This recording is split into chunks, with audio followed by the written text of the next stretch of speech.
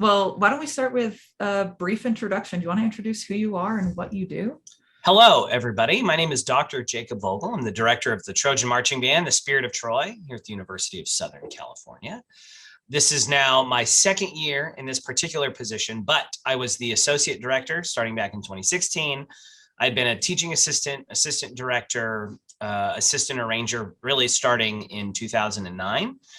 And that's been my path here. I've just sort of worked my way up the band ladder here at USC, but I'm here now. It's a wonderful job. I have a lot of fun every single day. And I have two children. My wife and I, we raise these two little rugrats in the San Gabriel Valley. And I'm just excited to talk to you today. Yeah, I'm really excited too. So for background, I'm Jess, virtual college counselors, and you and I went to college together. We did. Yeah, you were at the time in charge of our pet band at Chapman University. Mm-hmm. Panther Pride? Was that the name? Pride of Chapman. Pride of Chapman. That's okay. It. Panther Pride was just what we were as a collective community, I assume. I think so, yeah. Or maybe that was the street team that the athletic department had put together. But yeah, maybe.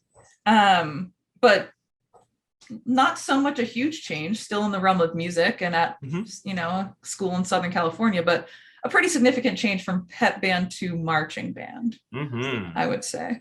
But yeah, so I have a bunch of questions that I would love to ask you about your experience and also like students looking to join the marching band. Sure. What's that process like at a school like USC, which is, correct me if I'm wrong, but the Spirit of Troy has played at the Grammys, the Oscars, with Radiohead, at the Olympics. Like, what have they not done? There's not much.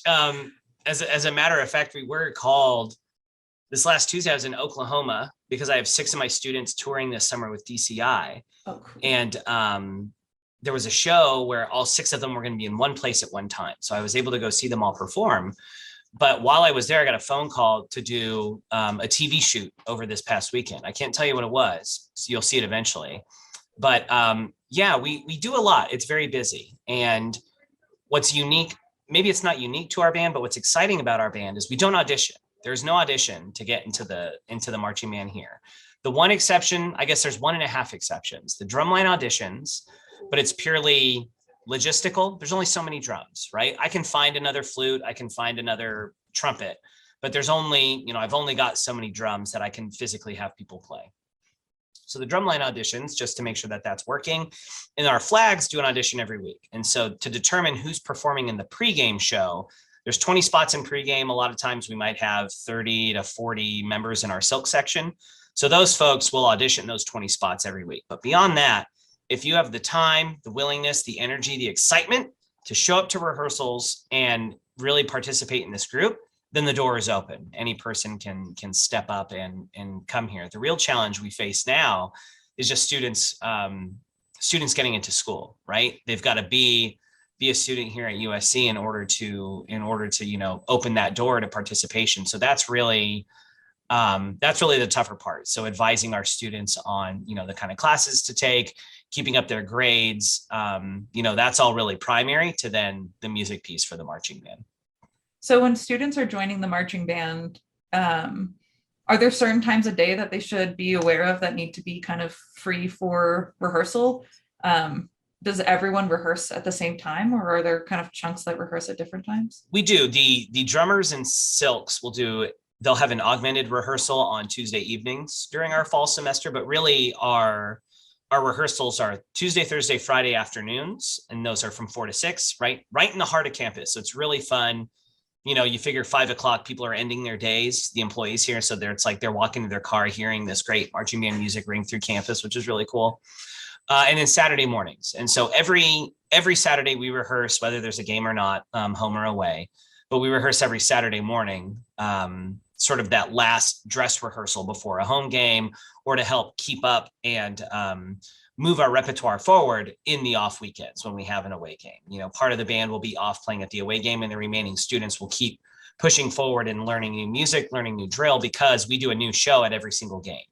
And so that's definitely, we're not the only college band to do that. That's pretty typical amongst a lot of university bands, but that certainly adds a lot of pressure, I would say, to the students, but also excitement, because then the pedagogical challenge comes from learning that much music that quickly versus spending an entire 3 months on one 11-minute show.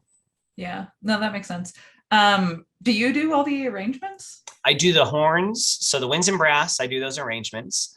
This last year, I did have a couple of students one student in particular, India Anderson, former drum major with the band. She did a couple of shows for us. She did sort of a Songs of the Summer show, and then she did a big chunk of Dua Lipa music. And I was still in the process of hiring an associate director. Like, we were still figuring that out. So that was really helpful to me. But in coming into this year, yeah, a lot of the wind brass arranging, I'll be doing that. We have our percussion writer here, and then we have a couple of students and staff members who kind of want to throw their hat into the ring and have the band play their music. And so they'll work on a chart here or there. But yeah, the lion's share of that work is something I enjoy it, Yeah. And since I'm running this thing, I may as well get to pick something fun I like to do. Yeah, I mean, I've watched a lot of YouTube videos of these performances, and they're performances. They sure are. It's a whole endeavor, and that all comes together in a single week with like 10 hours of rehearsal. So a single week, no. We do have our training camp and our band camp, and that's the tough week, right? That's where everyone's going to work really hard. And during that week, we do 3-a-days. So we'll do a morning, an afternoon, and an evening session. And we go basically 13-hour days, 9 a.m. to 10 p.m. During band camp. We'll do that for the first 3 days. Then the second half of the week, it gets there's more pockets of time for more resting and catching up on things. Moving in, for example, they have to move into their dorms. Who'd have thought? But that kicks us off. And then we rehearse every week throughout the semester. We stop Thanksgiving week. That's usually our the week after Thanksgiving, if we make it into the conference championship game. But really, it's every week during the semester, those 10 hours a week. So in a lot of ways, it feels kind of like a work study part-time job.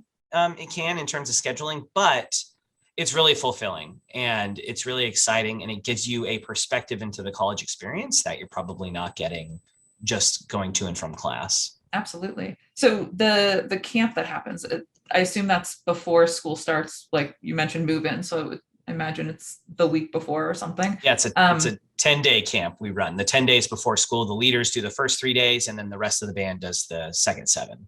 And how does that work with like incoming freshmen who want to join? Is that something that they're not really involved in yet? Or it seems like it'd be more for them to kind of get that crash course. Oh yeah, it's for them. Okay.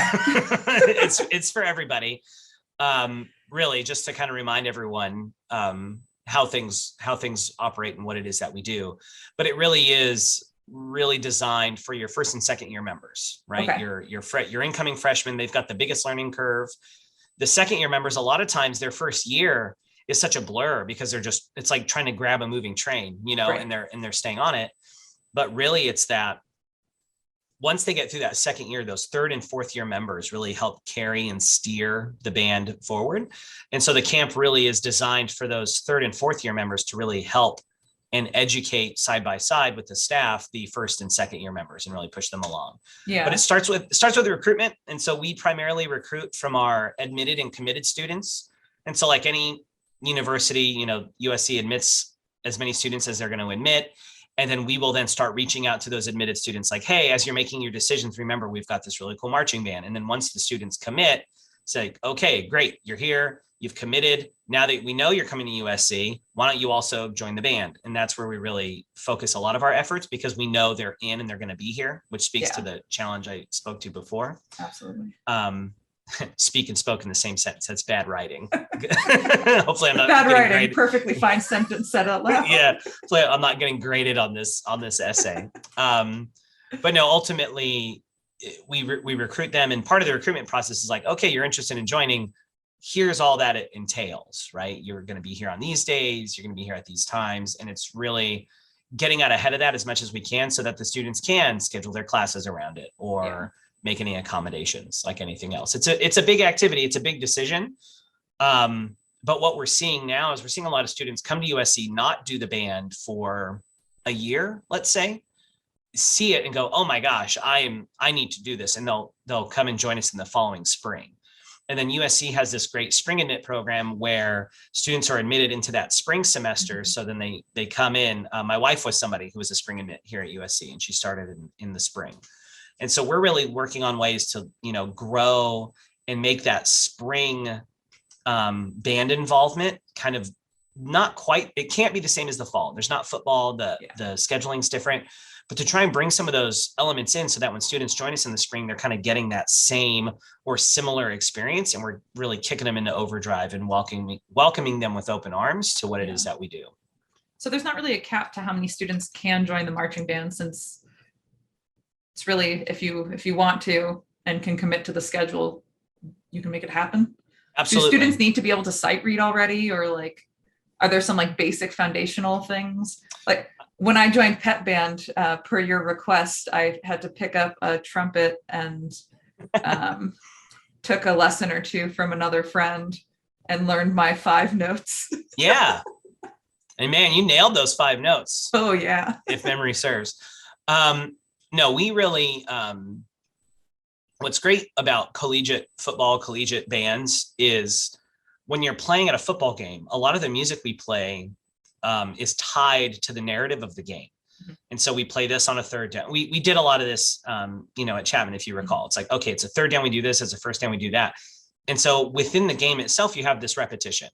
You're going to play this same music over and over in these little bite-sized snippets. So while these students, they might be engineering majors or communications majors coming in to learn an instrument, even for some of them, it's the first time. They've never played before.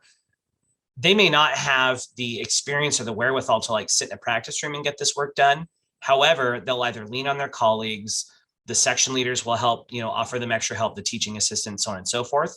But just the sheer number of reps they're going to get on the music, a lot of times these new students you would never know at the end of the fall semester, just those 15 weeks of playing the same music over and over.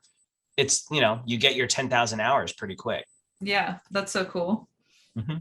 Does the school provide instruments, or are students kind of expected to like have an instrument at the ready? So we, through the generosity of donors to the Trojan Marching Band, we have a brand new set of instruments. So every single student is provided an instrument to use. I'm not going to say given because they got to give it back, right?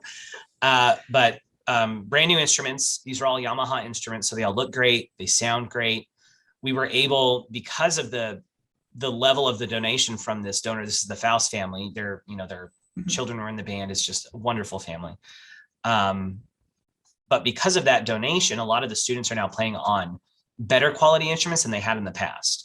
So an easy example is the trumpet section. Previously, the trumpets were all playing on, if they played first or if they were a good player, we gave them like a Xeno, a professional level Yamaha instrument. And then otherwise the rest of them had maybe intermediate, the kind of instruments like if you went to rent something at a rental store that they probably have, like more of a workhorse kind of thing. Well, now we were able to get all of them Xeno instruments, right? So even the students that are learning, that are brand new, they're learning and they're brand new on a really quality instrument. So as they develop as musicians, the instrument can then support them through that whole endeavor instead of them reaching a point where they're overplaying the horn and have to change, right? So they have that quality instrument from day one. Are they able to kind of hold on to those over like summer breaks if they're planning to come back in the fall? And we're very active in the summer. So we play for student orientations. We were just on Catalina Island for the 4th of July. We have an event this weekend in San Diego and another event up in Tahoe. So we're very, very active and flourishing over the summer. And any time we have maybe 90 to 120 students who still live locally and participate in these events. And it's a great way for them to continue to develop, work on their chops, work on their musicianship. And it's wonderful if there are students who are new to the instrument who also happen to be local or pick up local internships, because then we can keep that work going on them and get them, caught up and working really well. Yeah. Would you say there's like a fine balance between like throughout the marching band of different majors and interests and things like that?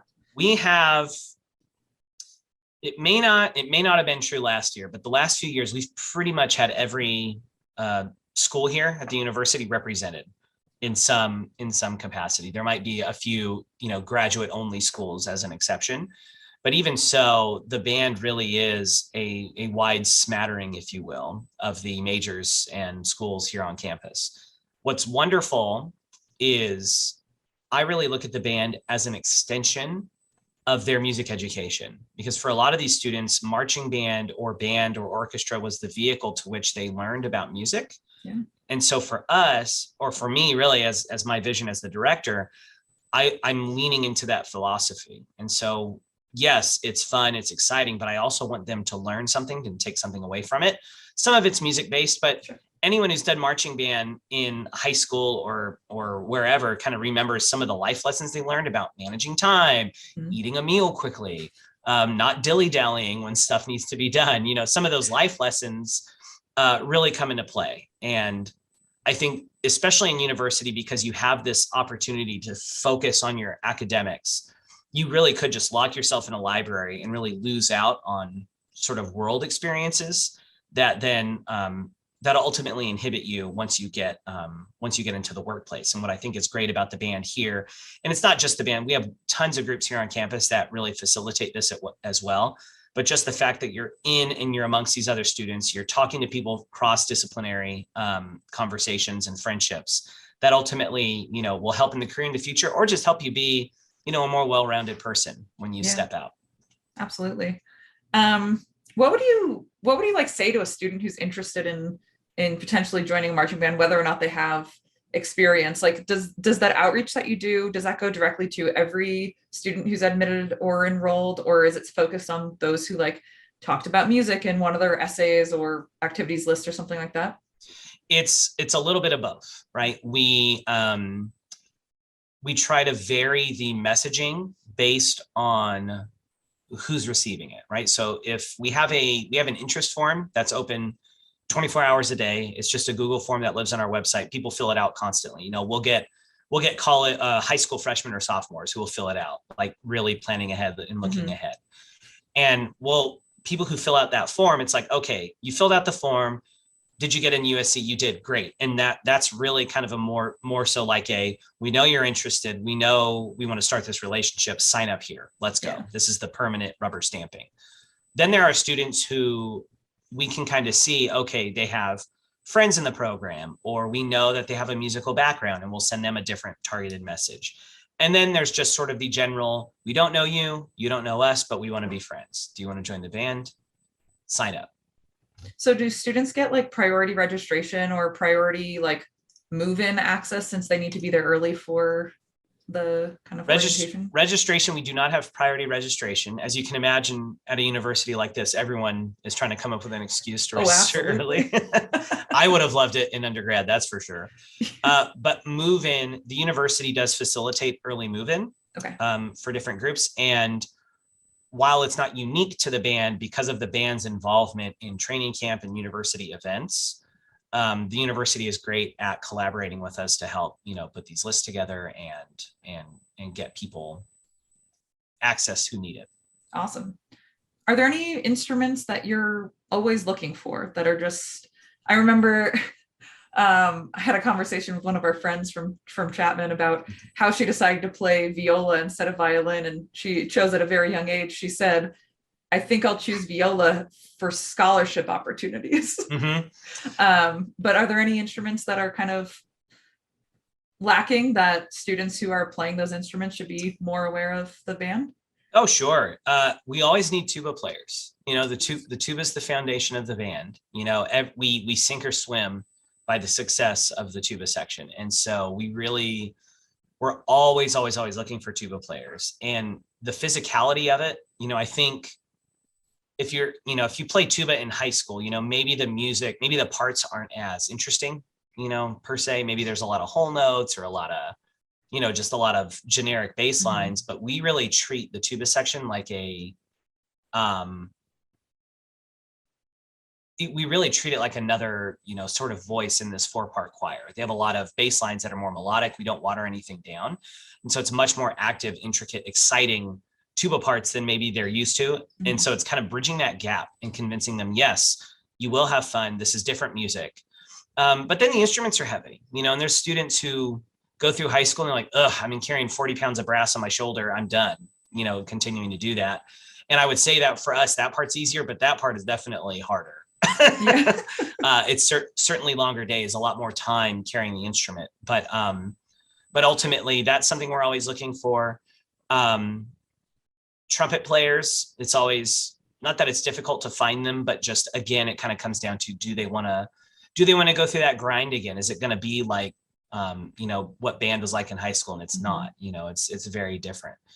I would say recently, saxophones and clarinets have been curious, but we've had a big uptick in numbers. So hopefully that's a trend. That would be great, because when I started with this program, we had a lot of woodwinds, which really helped us in our spring semester with our volleyball game. Any of our indoor sports was always helpful to have a really big flush woodwind section. And then for concert band, it really helps to have these musicians, who are spending a lot of time doing a lot of gigs, really putting in a lot of time on the horn, so that when we step into the concert hall and they have to play these really soft, delicate passages, they can, which is really great. Yeah. So that's a long way to say tubas, but tubas are always something we're looking for. Awesome. Let's see. What's like the coolest thing you've gotten to do? You've been there for so long now, right? Like, what's the coolest performance you got to do, or coolest people you got to meet, or like, what's that been like? Well, let's see. There's a lot of cool, and I'll kind of do it. If I'm being sort of like the star-studded movie star thing, like what was the coolest like movie star deal? Working with Mark Hamill. We did a spring concert with him, and then we did we had him do a video for a halftime show, a video introduction. So that was just kind of like as a little kid who was a big nerd about Star Wars. I don't know. Yeah, I don't have any Star Wars stuff in the office right now. But as that kind of a kid, like that was, oh my gosh, that's Luke Skywalker. Yeah. Holy smokes, that was really cool. Kind of like a smaller movie moment. We did a gig for the Goldbergs, and I had to get out of the way, right? I had to find a place outside of the shot to just kind of like observe what's going on. And the spot that I picked was right next to the starting mark for Tim Meadows, the actor. Yeah. And so what was cool about that wasn't like, yes, I know Tim Meadows, Saturday Night Live, all that, Mean Girls, like all that great stuff. But what was cool was that he started talking to me. And he started, oh, so you're running the band? Yeah, I'm running the band today, and blah, blah, blah. And, he had played saxophone in his youth. And so we spent, a good half hour just kind of talking about band and what his experience was like. And then I kind of became like a bouncing board for him. He was telling me like, oh yeah, this character I play wears all these wool coats, and like it's 80 degrees in here and it's hard to not sweat. And I'm like, yeah, that sounds brutal. Knowing what it's like to wear a wool suit on 100-degree weather outside, so I could appreciate it. And so that was kind of cool, just to kind of have that. But you see those stories all the time online, people like, oh, such and such celebrity is a real person. And so it was nice to kind of just have an opportunity to talk to someone whom I knew as a celebrity type person, but also kind of have just humdrum day-to-day conversation was nice. Yeah. Does Tim Meadows now have a spot in the Spirit of Troy? If he wants it. All right. He's probably got better uses for his time, maybe. I don't know. But he so that was cool. And maybe the things that are really cool to me are when what it is that either myself or the band is doing facilitates something for other people. And so being at pep rallies or at games, where maybe a big moment happens on the field, or some big musical impact happens with the full band, and you can see the reaction of folks like on their face and how it's all kind of coming together, like team, band, fans, like those are really, really cool moments. And it seems like in sports, those happen all the time. But this past year, one was, our homecoming show. We had 1,000 musicians on the field for homecoming this past year. That's definitely a hyperbolic number. It was probably probably less than that, but it was close enough. We'll just call it 1,000. Fair. So that was really great. We did a post-game rally at University of Colorado, where it was just, we won the game. There was just a ton of energy. It was a smaller band, and the fans were all kind of like all around us, all over us.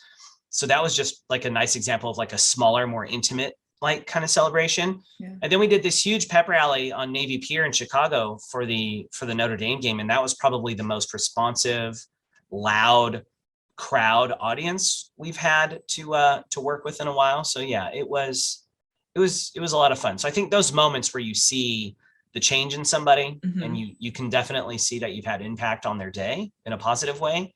That's what's really exciting. Is Notre Dame still the like primary rival for You know, USC? that's people would say that Notre Dame's the oldest rival. UCLA is certainly like the crosstown rival. So I think that, and then there's the Northern California rival, because every year we go up and we play Stanford or Cal, and we bring the full band.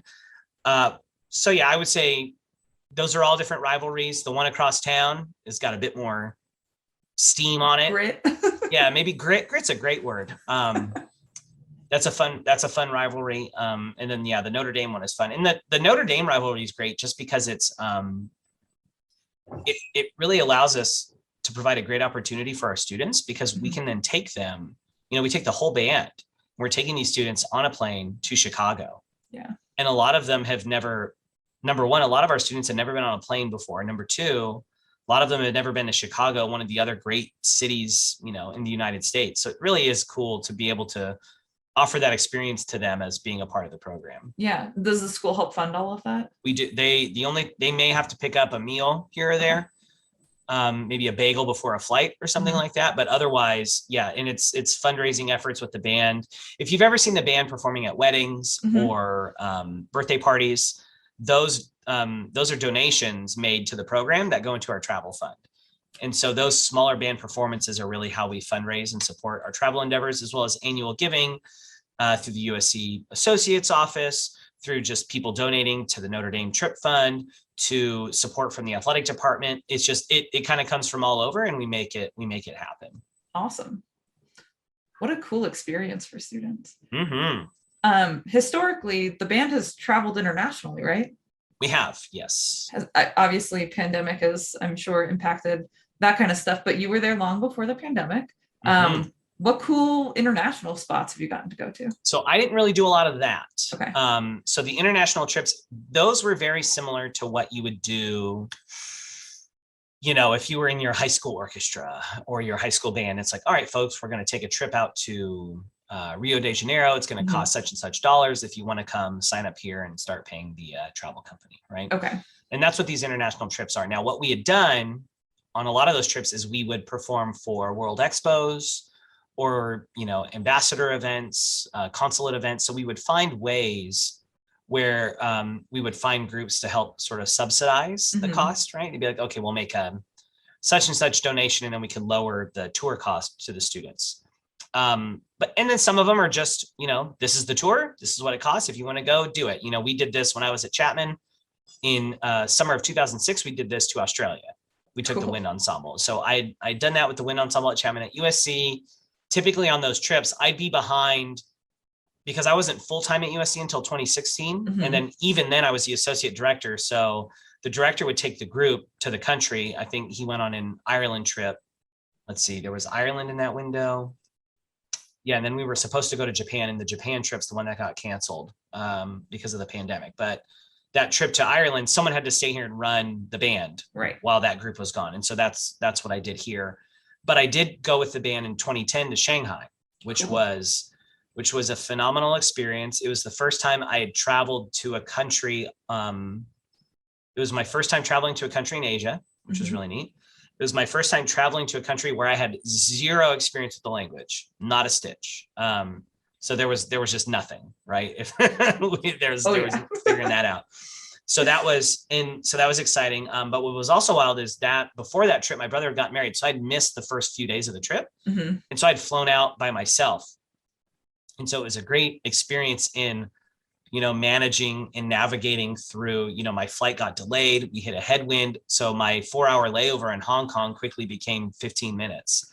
And so I had to just barrel through the Hong Kong airport to get my connection flight to, to Shanghai. And I got it done. We figured it out.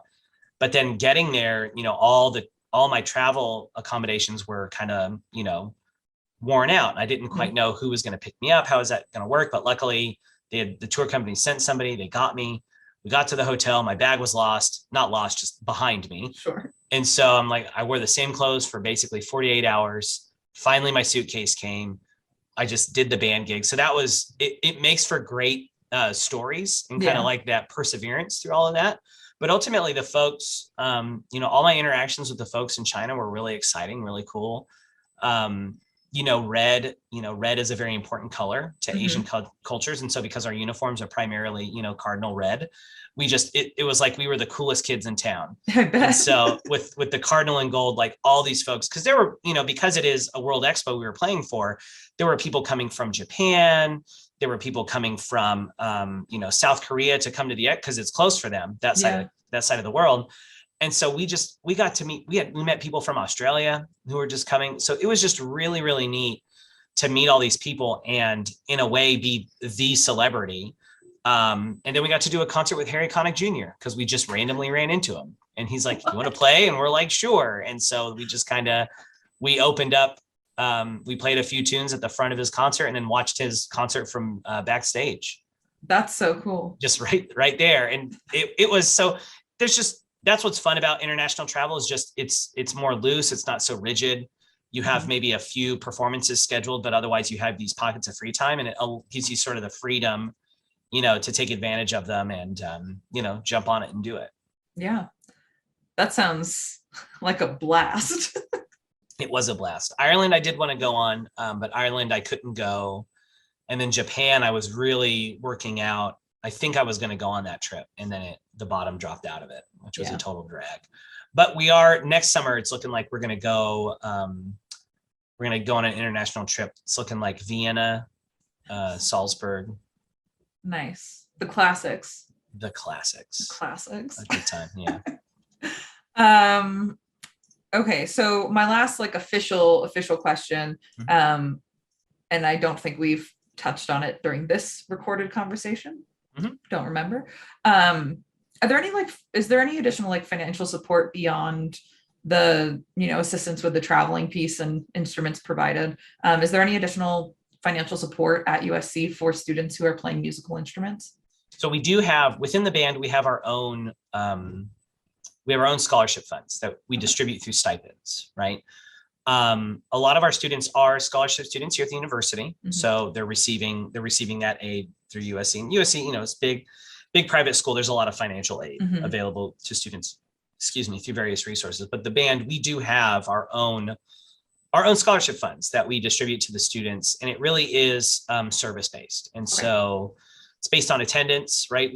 We're not dealing with grades or financial need. It's like, okay, are you participating in the concert band? Great. There's a stipend that comes from that. Are you participating in the basketball band? Great. Here's a stipend that comes with that. Have you earned a position of leadership? So these are the students who are putting in the extra time, the extra effort.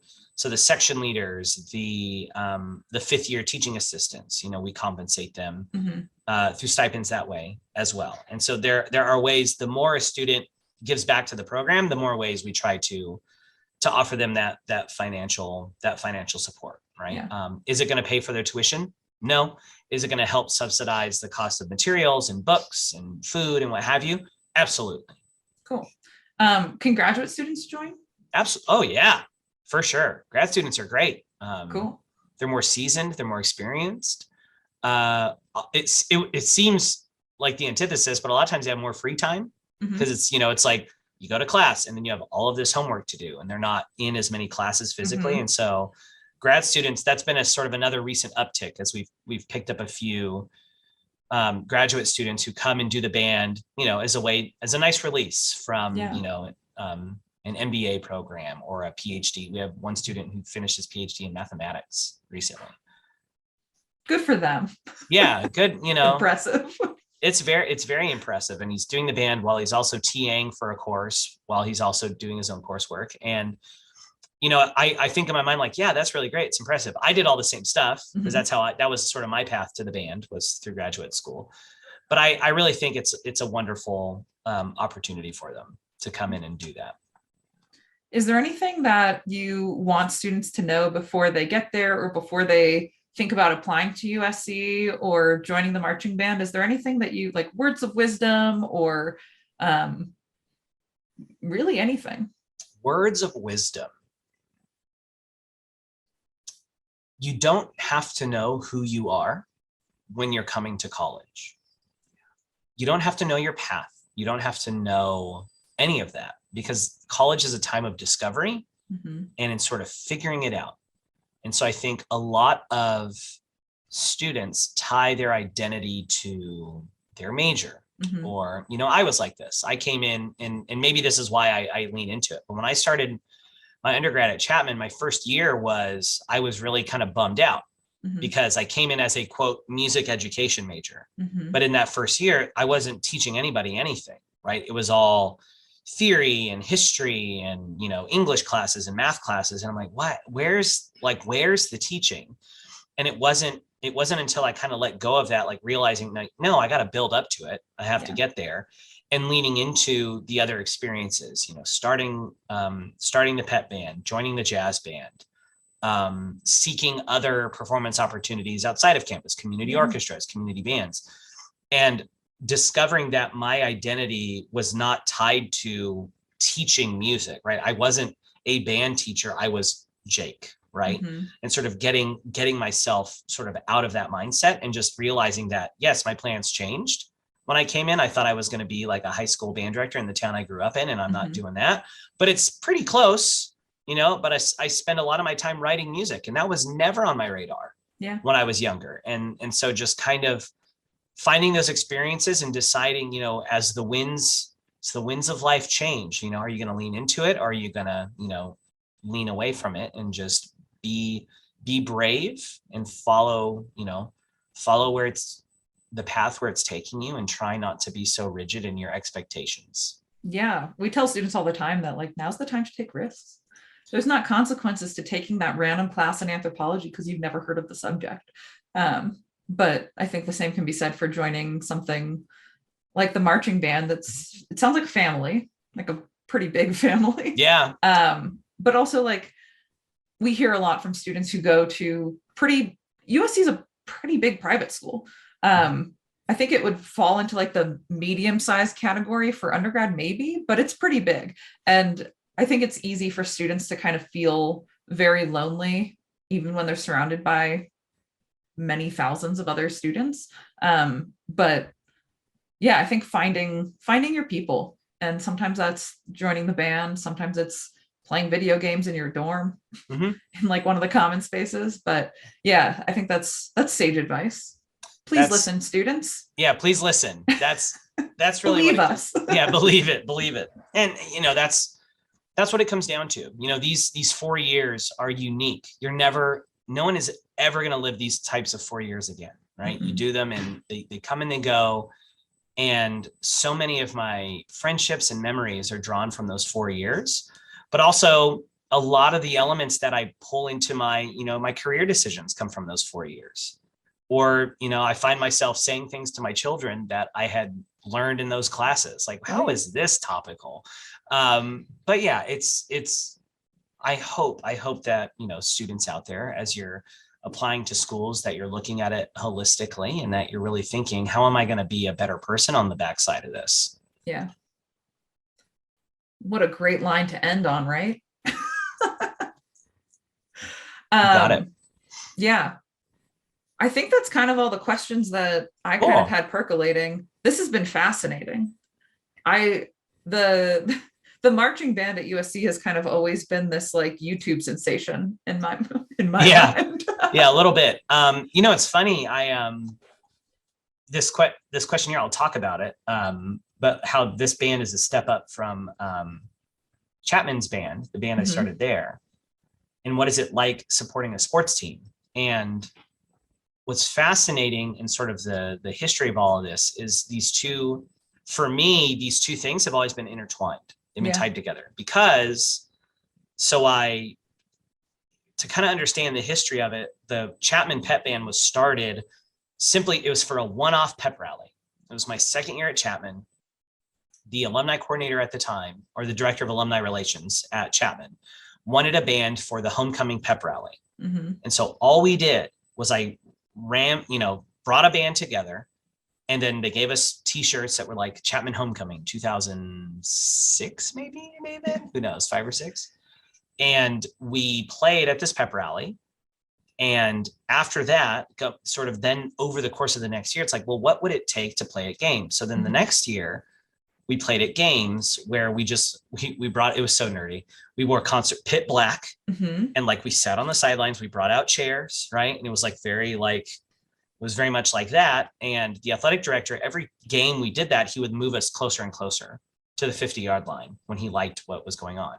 Then the next year, this would have been my senior year, where it's like, okay, we want to do this like big time. Well, sidebar to all of that, my wife, we were dating at the time. She'd transferred from Chapman to USC. She started marching in the marching band. And so I would go to games.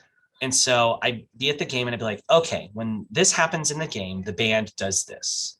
And when this happens in the game, the band does this. And it's like, okay, I'm not going to use that music, but I need that same idea. It's like, okay, when our team gets a first down, we're going to play, we'll play the Batman theme song. We'll all yell Chatman. Great. It's kitschy. It's dorky. We love it. That's what we're going to do.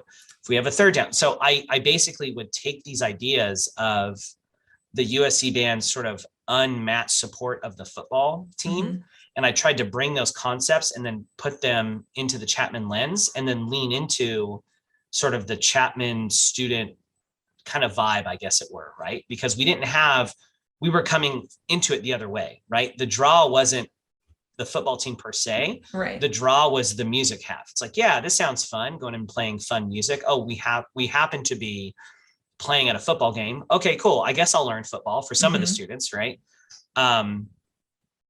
And so the two were always sort of woven together. I mean, even for me, there were some days where I would do a game here at USC, like a 12:30 game, and then hop in the car and drive down and then do a 7 p.m. game at Chapman, those rando double game days. Yeah. So yeah, that was always very, very interesting to me. And I hope that the students who went through that band, got a sense of, some semblance of that collegiate band experience while they were there, because that's really what I tried to emulate when I was doing it. I know a lot of students who only went to those games because the music was great. To be fair though, not sure how the sport kind of scene is today, but we were definitely losing to the Menlo Oak Trees, the Whittier Poets, and like a lot of tough games. We weren't there for the game itself. Yeah.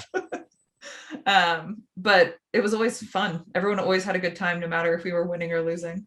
That was the Batman goal, right? Chapman chant is up there with some of the greatest music at those games. Yeah, that was a great time. In that band, it was a it really was a gift for me. Like if you look at like music history, you look at Haydn, right? Here's this guy, he has his own orchestra. So anything he writes is always getting heard. And so for me, I really think that this is part of my, as a student coming up, as a professional, kind of this privileged stance that I had, where I had this band and it was a place for me to experiment, because there was no one stopping me from writing something and putting it in front of the band. And if it was lousy, then I learned why it was lousy. But if it worked or it was good, then I knew how to either make it better, or then I could, oh, that worked. Okay. Yeah. So then when I go on to the next chart, so that was really in my trajectory here. If it weren't for that band and sort of that freedom to just do whatever I wanted in terms of writing the music and building the program and making it happen, I don't think I'd be where I am, because it was really an apprenticeship of learning. Yeah. It definitely makes sense in your trajectory. I think when I learned that you were kind of getting involved in the Spirit of Troy, I probably found out about it a few years after, because I wasn't really paying too much attention. But it did not shock me by any stretch. Like that was, you were like the leader, and it's great that other students get to experience that too. Well, thanks, Jess. That's kind of you to say. Well, I want to be respectful of your time, because I know that you're quite busy. When's the training camp this year? Can students still join? So yeah, so if they're here at USC, they've committed to the university. Like, oh, I don't know, we'll take them. Training camp starts for them Sunday the 14th. Okay. So it's like, okay, be there at 2:00. Lunch is at 12:30. So come get lunch, 2:00 orientation, and then we go. So Awesome. there's always time. A few years ago, we actually found the band was walking back from one of the camp sessions, and this student just followed them and said, I want to play. I grew up playing tuba. I didn't realize I wanted to join, but now that I've heard you all, I want to join, and just followed the band students down into the office, and then ended up being one of the, most exciting tuba players we had. So that's so cool. It's never too late. Awesome. Well, I really appreciate your time and all of the insight you're able to give us about this. I think the concept of joining a marching band in college is a little bit different than in high school. Yeah. And there isn't really much like content available for students to kind of navigate it on their own. So it's nice to hear it from the source about what the experience can be like and what you're really looking for. And I'm excited. Next time you're in Colorado playing our buffs, let us know. I'll holler at you. Yeah, please do. We obviously know some good restaurants, but also I would love to come watch. Yeah, I had some good downtime in Denver and in Boulder. I could have used some restaurant recs. So next time I'll bug you. Awesome.